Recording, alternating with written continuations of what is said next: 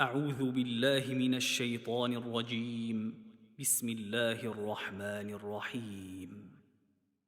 تبارك الذي بيده الملك وهو على كل شيء قدير. الذي خلق الموت والحياة ليبلوكم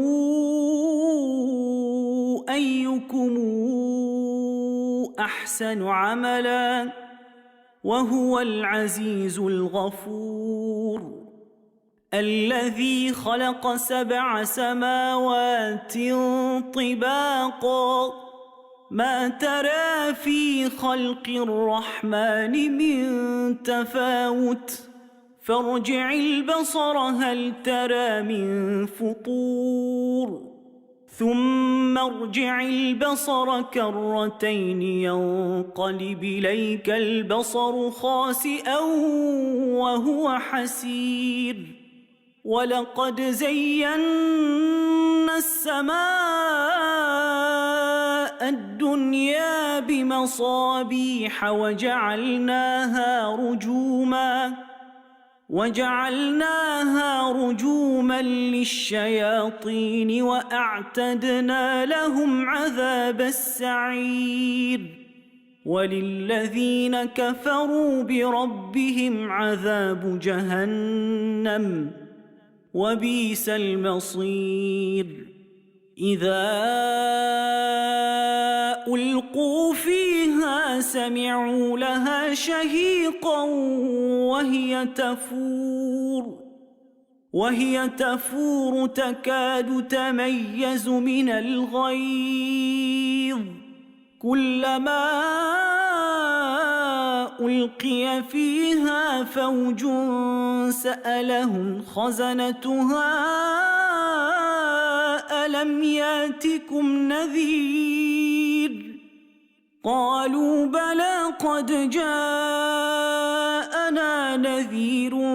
فكذبنا وقلنا ما نزل الله من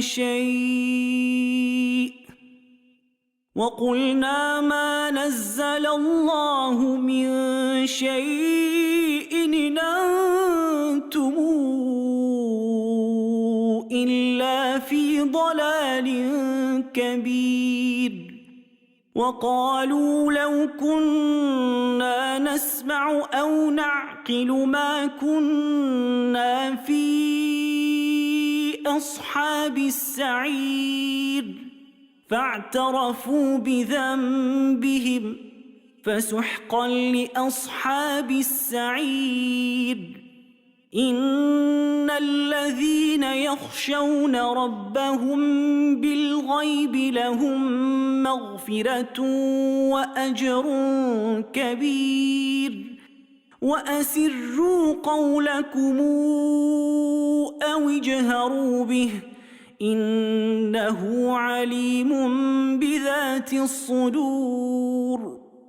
ألا يعلم من خلق وهو اللطيف الخبير. هو الذي جعل لكم الأرض ذلولا فامشوا في مناكبها وكلوا من رزقه وإليه النشور. آمنتم من في السماء أن يخسف بكم الأرض فإذا هي تمور أم أمنتم من في السماء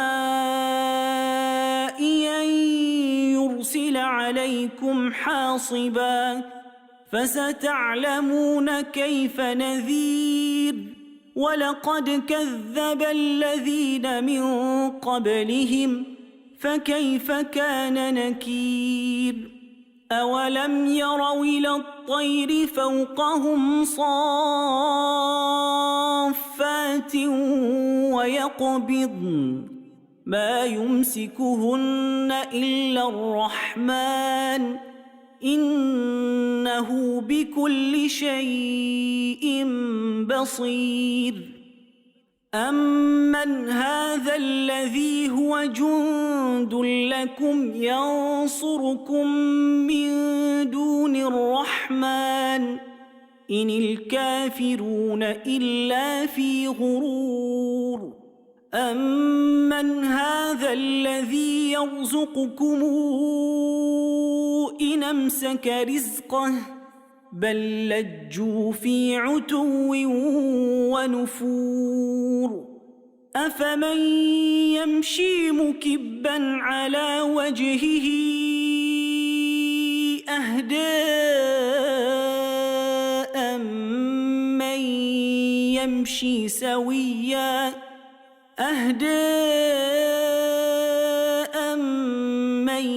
يَمْشِي سَوِيًّا عَلَىٰ صِرَاطٍ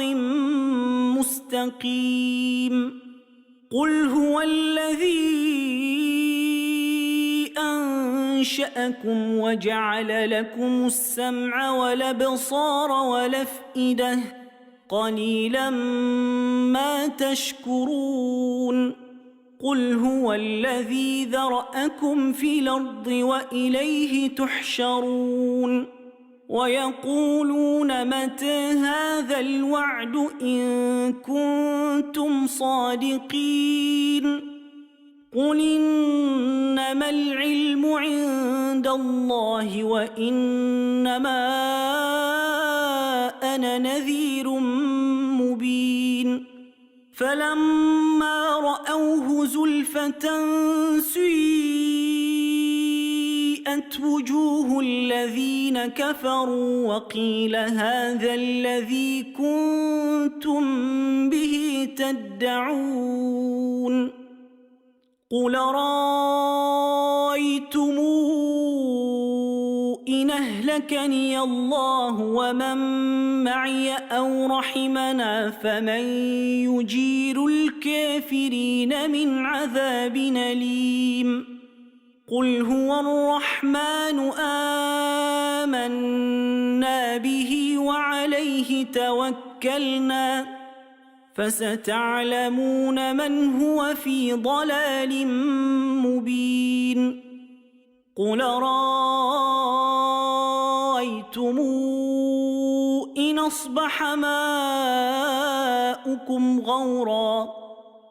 أَصْبَحَ مَاؤُكُمْ غَوْرًا فَمَن يَأْتِيكُم بِمَاءٍ مَّعِينٍ بسم الله الرحمن الرحيم نون والقلم وما يسطرون ما أنت بنعمة ربك بمجنون وإن لك لأجرا غير ممنون وإنك لعلى خلق عظيم فستبصر ويبصرون بأيكم المفتون إن ربك هو أعلم بمن ضل عن سبيله وهو أعلم بالمهتدين فلا تطع المكذبين ودوا لو تدهن فيدهنون ولا تطع كل حلاف مهين هماز مشاء بنميم مناع للخير معتد نثيم عتل بعد ذلك زنيم أن كان ذا مال وبنين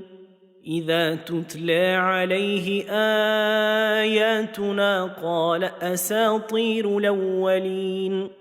سنسمه على الخرطوم إنا بلوناهم كما بلونا أصحاب الجنة إذا قسموا ليصرمنها مصبحين ولا يستثنون فطاف عليها طائف من ربك وهم نائمون فأصبحت كالصريم فتنادوا مصبحين أن اغدوا على حرثكم إن كنتم صارمين فانطلقوا وهم يتخافتون ألا يدخلنها اليوم عليكم مسكين وغدوا على حرد قادرين فلما رأوها قالوا إنا لضالون بل نحن محرومون قال أوسطهم ألم قل لكم لولا تسبحون قالوا سبحان ربنا إنا كنا ظالمين فأقبل بعضهم على بعض يتلاومون قالوا يا ويلنا إنا كنا طاغين عسى ربنا أن يبدلنا خيرا منها إنا إلى ربنا راغبون كذلك العذاب ولعذاب الآخرة أكبر لو كانوا يعلمون إن للمتقين عند ربهم جنات النعيم أفنجعل المسلمين كالمجرمين ما لكم كيف تحكمون أم لكم كتاب فيه تدرسون إن لكم فيه لما تخيرون أم لكم أيمان علينا بالغة إلى يوم القيامة إن لكم لما تحكمون سلهم أيهم بذلك زعيم أم لهم شركاء فلياتوا بشركائهم إن كانوا صادقين يوم يكشف عن ساق ويدعون إلى السجود فلا يستطيعون خاشعة أبصارهم ترهقهم ذلة وقد كانوا يدعون إلى السجود وهم سالمون فذرني ومن يكذب بهذا الحديث سنستدرجهم من حيث لا يعلمون وأملي لهم إن كيدي متين أم تسألهم أجرا فهم من مغرم مثقلون أم عندهم الغيب فهم يكتبون فاصبر لحكم ربك ولا تكن كصاحب الحوت إذ نادى وهو مكظوم لولا أن تداركه نعمة من ربه لنبذ بالعراء وهو مذموم فاجتباه ربه فجعله من الصالحين وإن يكاد الذين كفروا ليزلقونك بأبصارهم لما سمعوا الذكر ويقولون إنه لمجنون وما هو إلا ذكر للعالمين بسم الله الرحمن الرحيم الحاقة ما الحاقة وما أدراك ما الحاقة كذبت ثمود وعاد بالقارعة فأما ثمود فأهلكوا بالطاغية وأما عاد فأهلكوا بريح صرصر عاتية سخرها عليهم 7 ليال و8 أيام حسوما فترى القوم فيها صرعى كأنهم أعجاز نخل خاوية فهل ترى لهم من باقية وجاء فرعون ومن قبله والمؤتفكات بالخاطئة فعصوا رسول ربهم فأخذهم أخذة رابية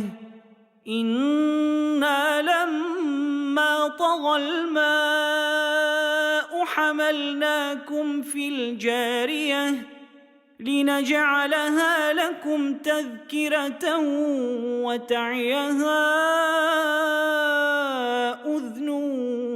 واعية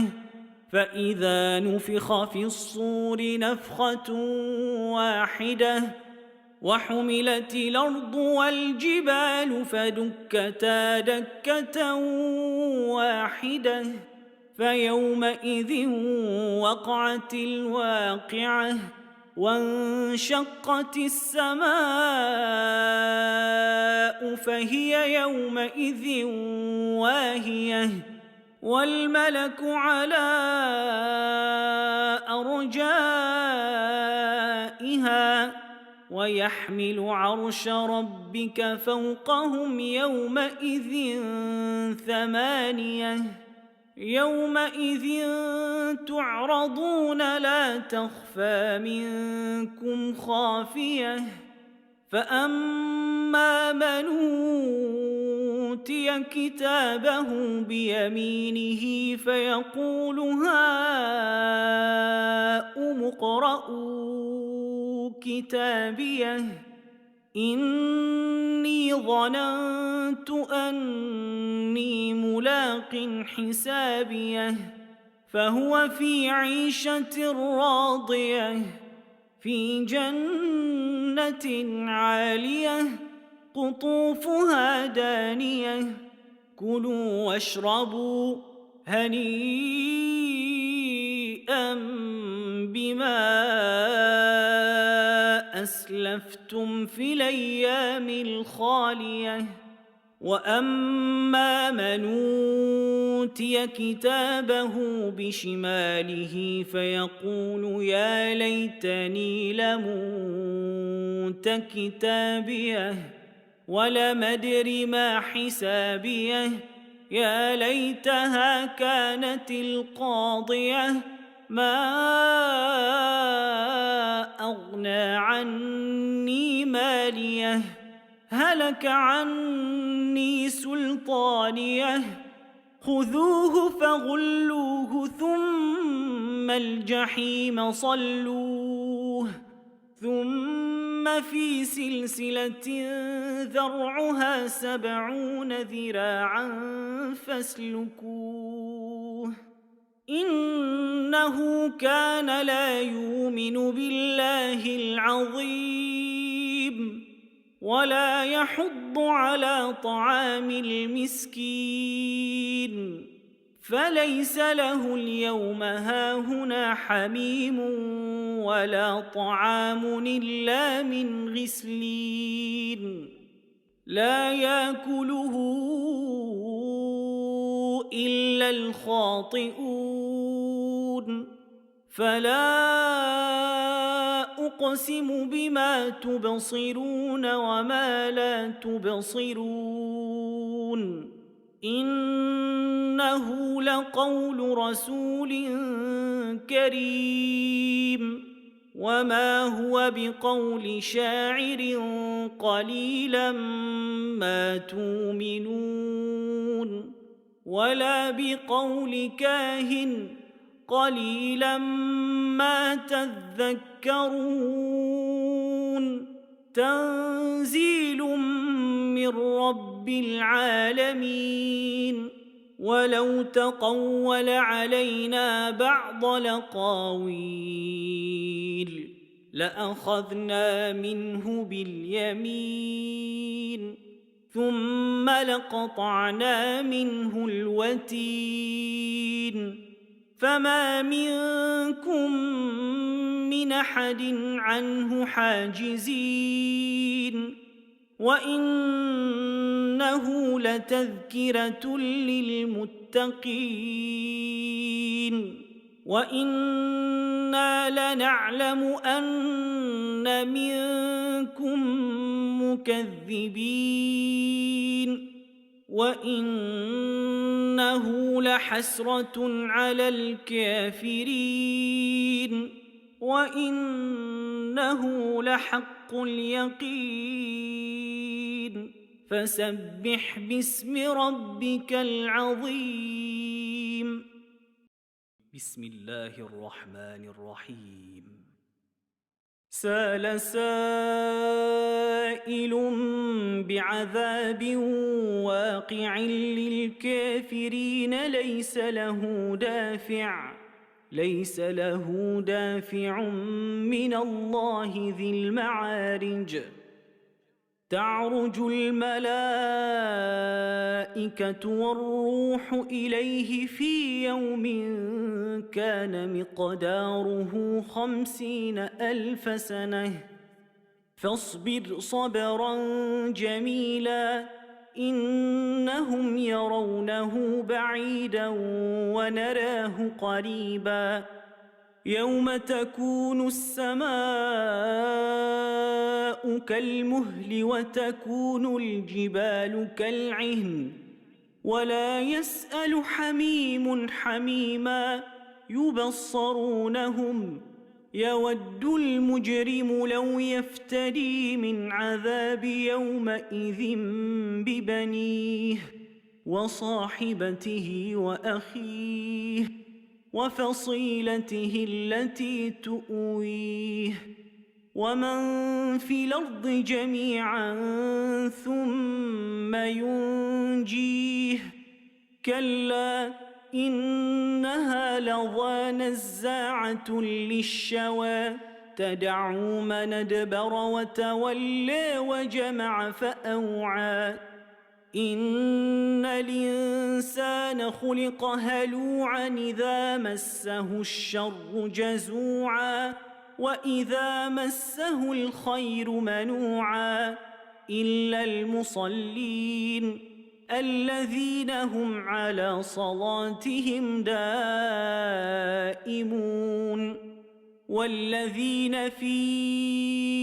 أموالهم حق معلوم للسائل والمحروم والذين يصدقون بيوم الدين والذين هم من عذاب ربهم مشفقون إن عذاب ربهم غير مامون والذين هم لفروجهم حافظون إلا على أزواجهم أو ما ملكت أيمانهم فإنهم غير ملومين فمن ابتغى وراء ذلك فأولئك هم العادون والذين هم لأماناتهم وعهدهم راعون والذين هم بشهادتهم قائمون والذين هم على صلاتهم يحافظون أولئك في جنات مكرمون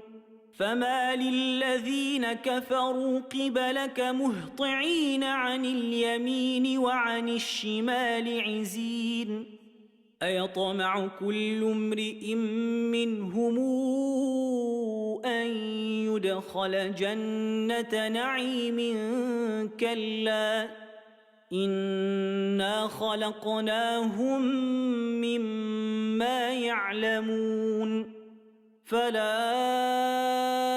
أقسم برب المشارق والمغارب إنا لقادرون على أن نبدل خيرا منهم وما نحن بمسبوقين فذرهم يخوضوا ويلعبوا حتى يلاقوا يومهم الذي يوعدون يوم يخرجون من الأجداث سراعا كأنهم إلى نصب يوفضون خاشعة أبصارهم ترهقهم ذلة ذلك اليوم الذي كانوا يوعدون بسم الله الرحمن الرحيم إنا أرسلنا نوحا إلى قومه أن أنذر قومك من قبل أن ياتيهم عذاب أليم قال يا قوم إني لكم نذير مبين أن اعبدوا الله واتقوه وأطيعون يغفر لكم من ذنوبكم ويوخركم إلى أجل مسمى إن أجل الله إذا جاء لا يوخر لو كنتم تعلمون قال رب إني دعوت قومي ليلا ونهارا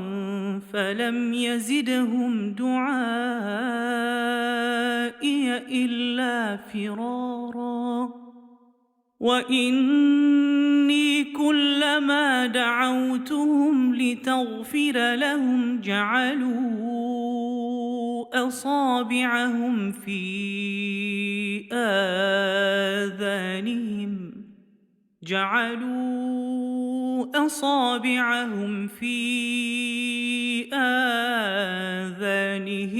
واستغشوا ثيابهم وأصروا واستكبروا استكبارا ثم إني دعوتهم جهارا ثم إني أعلنت لهم وأسررت لهم إسرارا فقلت استغفروا ربكم إنه كان غفارا يرسل السماء عليكم مدرارا ويمددكم بأموال وبنين ويجعل لكم جنات ويجعل لكم أنهارا ما لكم لا ترجون لله وقارا وقد خلقكم أطوارا ألم تروا كيف خلق الله 7 سماوات طباقا وجعل القمر فيهن نورا وجعل الشمس سراجا والله أنبتكم من الأرض نباتا ثم يعيدكم فيها ويخرجكم إخراجا والله جعل لكم الأرض بساطا لتسلكوا منها سبلا فجاجا قال نوح رب إنهم عصوني واتبعوا من لم يزده ماله وولده إلا خسارا ومكروا مكرا كبارا وقالوا لا تذرن آلهتكم ولا تذرن ودا ولا سواعا ولا يغوث ويعوق ونسرا وقد ضلوا كثيرا ولا تزد الظالمين إلا ضلالا مما خطيئاتهم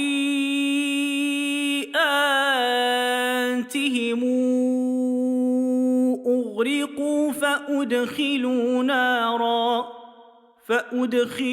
نارا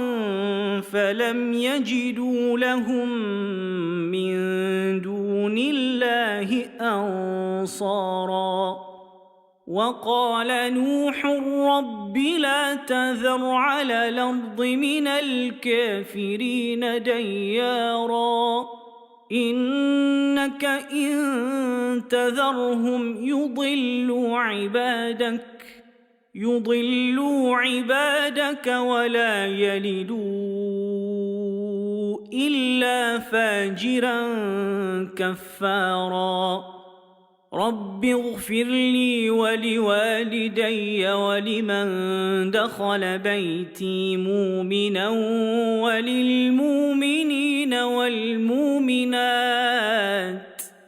ولا تزد الظالمين إلا تبارا بسم الله الرحمن الرحيم قل أوحي إلي أنه استمع نفر من الجن فقالوا إنا سمعنا قرآنا عجبا يهدي إلى الرشد فآمنا به ولن نشرك بربنا أحدا وإنه تعالى جد ربنا ما اتخذ صاحبة ولا ولدا وإنه كان يقول سفيهنا على الله شططا وإنا ظننا أن لن تقول الإنس والجن على الله كذبا وإنه كان رجال من الإنس يعوذون برجال من الجن فزادوهم رهقا وإنهم ظنوا كما ظننتم أن لن يبعث الله أحدا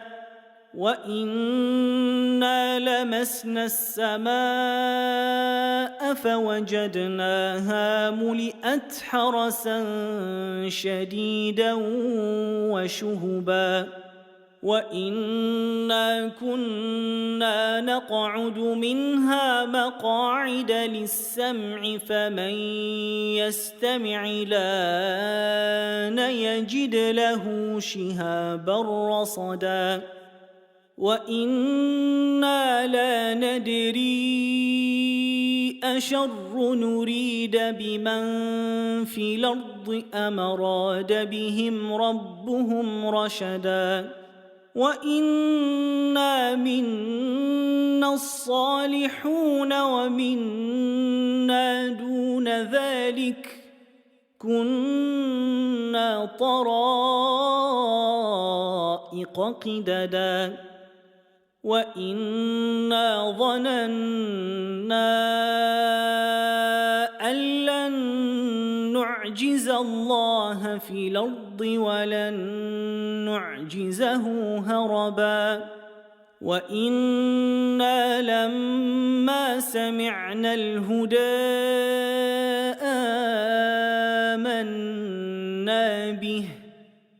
فمن يؤمن بربه فلا يخاف بخسا ولا رهقا وإنا منا المسلمون ومنا القاسطون فمن أسلم فأولئك تحروا رشدا وأما القاسطون فكانوا لجهنم حطبا وأن لو استقاموا على الطريقة لأسقيناهم ماء غدقا لنفتنهم فيه ومن يعرض عن ذكر ربه نسلكه عذابا صعدا وأن المساجد لله فلا تدعوا مع الله أحدا وإنه لما قام عبد الله يدعوه كادوا يكونون عليه لبدا قال إنما أدعو ربي ولا أشرك به أحدا قل إني لا أملك لكم ضرا ولا رشدا قل إني لن يجيرني من الله أحد ولنجد من دونه ملتحدا إلا بلاغا من الله ورسالاته ومن يعص الله ورسوله فإن له نار جهنم خالدين فيها أبدا حتى إذا رأوا ما يوعدون فسيعلمون من أضعف ناصرا وأقل عددا قل ندري أقريب ما توعدون أم يجعل له ربي أمدا عالم الغيب فلا يظهر على غيبه أحدا إلا من ارتضى من رسول فإنه يسلك من بين يديه ومن خلفه رصدا ليعلم أن قد بلغوا رسالات ربهم وأحاط بما لديهم وأحصى كل شيء عددا بسم الله الرحمن الرحيم يا أيها المزمل قم الليل إلا قليلا نصفه أو انقص منه قليلا أو زد عليه ورتل القرآن ترتيلا إنا سنلقي عليك قولا ثقيلا إن ناشئة الليل هي أشد وطئا وأقوم قيلا إن لك في النهار سبحا طويلا واذكر اسم ربك وتبتل إليه تبتيلا رب المشرق والمغرب لا إله إلا هو فاتخذه وكيلا واصبر على ما يقولون واهجرهم هجرا جميلا وذرني والمكذبين أولي النعمة ومهلهم قليلا إن لدينا أنكالا وجحيما وطعاما ذا غصة وعذابا أليما يوم ترجف الأرض والجبال وكانت الجبال كثيبا مهيلا إنا أرسلنا إليكم رسولا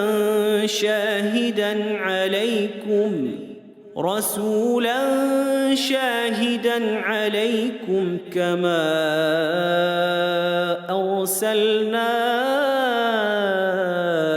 إلى فرعون رسولا فعصى فرعون الرسول فأخذناه أخذا وبيلا فكيف تتقون إن كفرتم يوما يجعل الولدان شيبا السماء منفطر به كان وعده مفعولا إن هذه تذكرة فمن شاء اتخذ إلى ربه سبيلا إن ربك يعلم أنك تقوم أدنى من ثلثي الليل ونصفه وثلثه وطائفة من الذين معك والله يقدر الليل والنهار علم أن لن تحصوه فتاب عليكم فاقرؤوا ما تيسر من القرآن علم أن سيكون منكم مرضى وآخرون يضربون في الأرض يبتغون من فضل الله وآخرون يقاتلون في سبيل الله فاقرؤوا ما تيسر منه وأقيموا الصلاة وآتوا الزكاة وأقرضوا الله قرضا حسنا وما تقدموا لأنفسكم من خير تجدوه عند الله هو خيرا وأعظم أجرا واستغفروا الله إن الله غفور رحيم بسم الله الرحمن الرحيم يا أيها المدثر قم فأنذر وربك فكبر وثيابك فطهر والرجز فاهجر ولا تمنن تستكثر ولربك فاصبر فإذا نقر في الناقور فذلك يومئذ يوم عسير على الكافرين غير يسير ذرني ومن خلقت وحيدا وجعلت له مالا ممدودا وبنين شهودا ومهدت له تمهيدا ثم يطمع أن أزيد كلا إنه كان لآياتنا عنيدا سأرهقه صعودا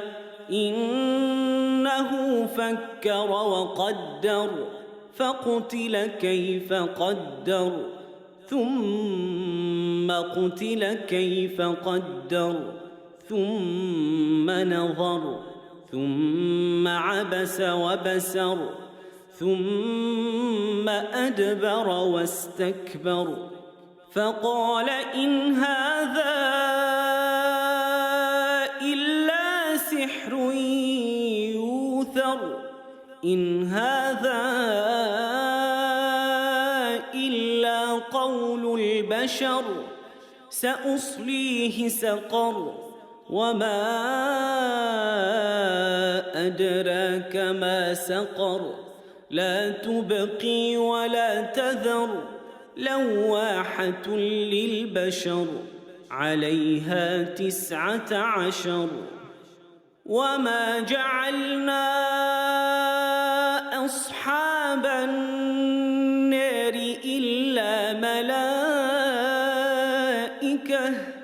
وما جعلنا عدتهم إلا فتنة للذين كفروا ليستيقن الذين أوتوا الكتاب ويزداد الذين آمنوا إيمانا ولا يرتاب الذين أوتوا الكتاب والمؤمنون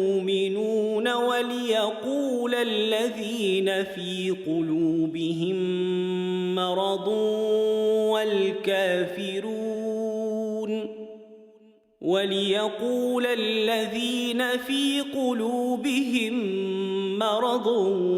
والكافرون ماذا أراد الله بهذا مثلا كذلك يضل الله من يشاء ويهدي من يشاء وما يعلم جنود ربك إلا هو وما هي إلا ذكرى للبشر كلا والقمر والليل إذا ادبر والصبح إذا أسفر إنها لإحدى الكبر نذيرا للبشر لمن شاء منكم أن يتقدم أو يتأخر كل نفس بما كسبت رهينة إلا أصحاب اليمين في جنات يتساءلون عن المجرمين ما سلككم في سقر قالوا لم نك من المصلين ولم نك نطعم المسكين وكنا نخوض مع الخائضين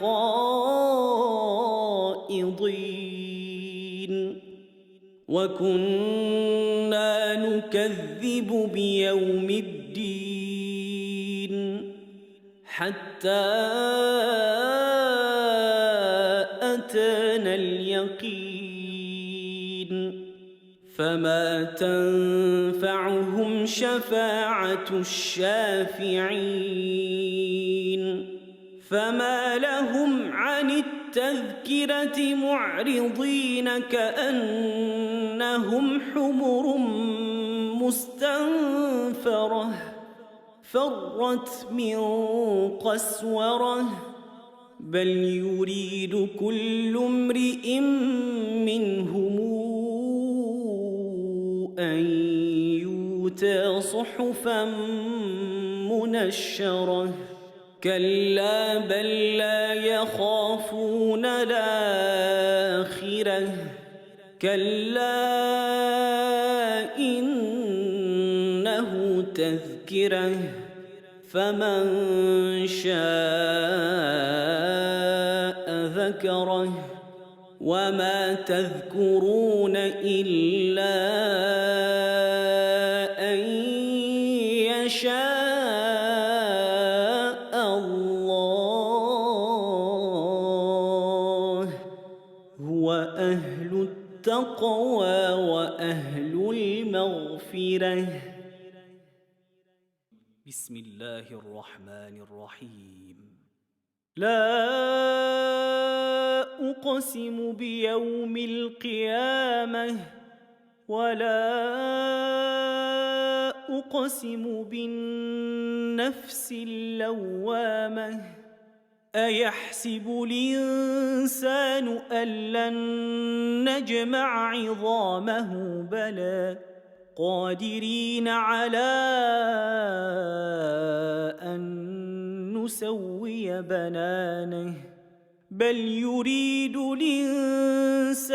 ليفجر أمامه يسأل أيان يوم القيامة فإذا برق البصر وخسف القمر وجمع الشمس والقمر يقول الإنسان يومئذ أين المفر كلا لا وزر إلى ربك يومئذ المستقر ينبأ الإنسان يومئذ بما قدم وأخر بل الإنسان على نفسه بصيرة ولو ألقى معاذيره لا تحرك به لسانك لتعجل به إن علينا جمعه وقرآنه فإذا قرأناه فاتبع قرآنه ثم إن علينا بيانه كلا بل تحبون العاجلة وتذرون الآخرة وجوه يومئذ ناظرة إلى ربها ناظرة ووجوه يومئذ باسرة تظن أن يفعل بها فاقرة كلا إذا بلغت التراقي وقيل من راق وظن أنه الفراق والتفت الساق بالساق إلى ربك يومئذ المساق فلا صدق ولا صلى ولكن كذب وتولى ثم ذهب إلى أهله يتمطى أولى لك فأولى ثم أولى لك فأولى أيحسب الإنسان أن يترك سدى ألم يك نطفة من مني تمنى ثم كان علقة فخلق فسوى فجعل منه الزوجين الذكر والأنثى أليس ذلك بقادر على أن يحيي الموتى بسم الله الرحمن الرحيم هل أتى على الإنسان حين من الدهر لم يكن شيئا مذكورا إنا خلقنا الإنسان من نطفة أمشاج نبتليه فجعلناه سميعا بصيرا إنا هديناه السبيل إما شاكرا وإما كفورا إنا أعتدنا للكافرين سلاسلا وأغلالا وسعيرا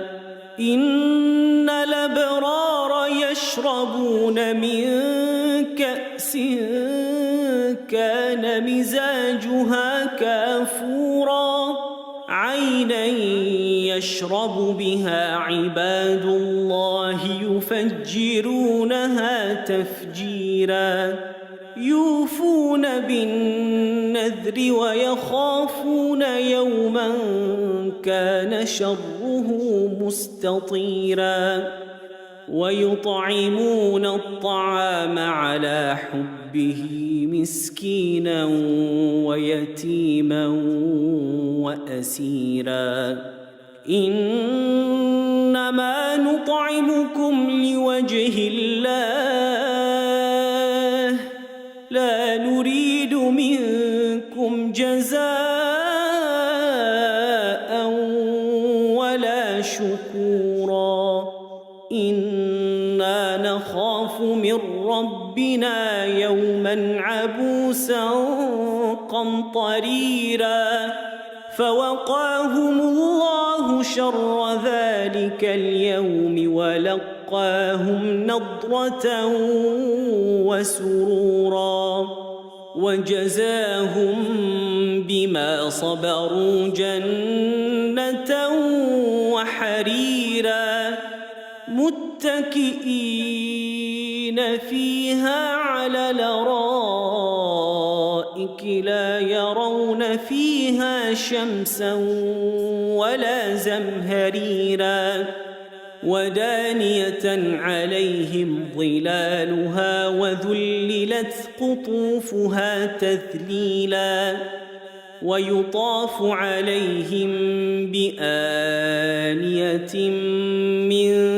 فضة وأكواب كانت قواريرا من فضة قدروها تقديرا ويسقون فيها كأسا كان مزاجها زنجبيلا عينا فيها تسمى سلسبيلا ويطوف عليهم ولدان مخلدون إذا رأيتهم حسبتهم لؤلؤا منثورا وإذا رأيت ثم رأيت نعيما وملكا كبيرا عاليهم ثياب سندس خضر واستبرق وحلوا أساور من فضة وسقاهم ربهم شرابا طهورا إن هذا كان لكم جزاء وكان سعيكم مشكورا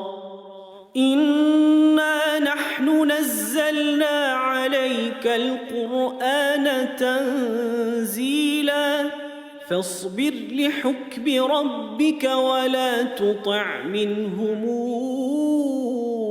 آثما أو كفورا واذكر اسم ربك بكرة وأصيلا ومن الليل فاسجد له وسبحه ليلا طويلا إن هؤلاء يحبون العاجلة ويذرون وراءهم يوما ثقيلا نحن خلقناهم وشددنا أسرهم وإذا شئنا بدلنا أمثالهم تبديلا إن هذه تذكرة فمن شاء اتخذ إلى ربه سبيلا وما تشاءون إلا أن يشاء الله إن الله كان عليما حكيما يدخل من يشاء في رحمته والظالمين أعد لهم عذابا أليما بسم الله الرحمن الرحيم والمرسلات عرفا فالعاصفات عصفا والناشرات نشرا فالفارقات فرقا فالملقيات ذكرا عذرا أو نذرا إنما توعدون لواقع فإذا النجوم طمست وإذا السماء فرجت وإذا الجبال نسفت وإذا الرسل أقتت لأي يوم نجلت ليوم الفصل وما أدراك ما يوم الفصل ويل يومئذ للمكذبين ألم نهلك الأولين ثم نتبعهم الآخرين كذلك نفعل بالمجرمين ويل يومئذ للمكذبين ألم نخلقكم من ماء مهين فجعلناه في قرار مكين إلى قدر معلوم فقدرنا فنعم القادرون ويل يومئذ للمكذبين ألم نجعل الأرض كفاة أحياء وأمواتا وجعلنا فيها رواسي شامخات وأسقيناكم ماء فراتا ويل يومئذ للمكذبين انطلقوا إلى ما كنتم به تكذبون انطلقوا إلى ظل ذي ثلاث شعب لا ظليل ولا يغني من اللهب إنها ترمي بشرر كالقصر كأنه جمالات صفر ويل يومئذ للمكذبين هذا يوم لا ينطقون ولا يؤذن لهم فيعتذرون ويل يومئذ للمكذبين هذا يوم الفصل جمعناكم والأولين فإن كان لكم كيد فكيدون ويل يومئذ للمكذبين إن المتقين في ظلال وعيون وفواكه مما يشتهون